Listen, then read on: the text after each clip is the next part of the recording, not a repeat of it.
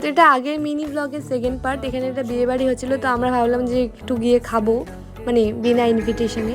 তো এখানে একটু কেক মারলাম।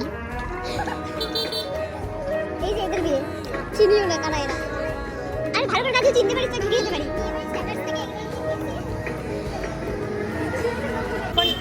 আমরা এখন বিয়ে বাড়িতে ভাবলাম যে ঢুকে খাবো, কিন্তু বিয়ে স্টার্ট হয়নি, বিয়ের লোকজন নাই, কিন্তু আমরা আছি। अच्छा ठीक है। এই তো এই পাশ থেকে নিয়ে নি না, এটা কি রে, এখানে বিয়ের টাইম হয় নাই, ডেকোরেশনে সুন্দর। এখন যদিও সবাই এরকমই করে। তারপর এখানে আরেকটা বিয়ে বাড়ি হচ্ছিলো, যদিও এই ডেকোরেশনটা আমার বেশি ভালো লাগলো।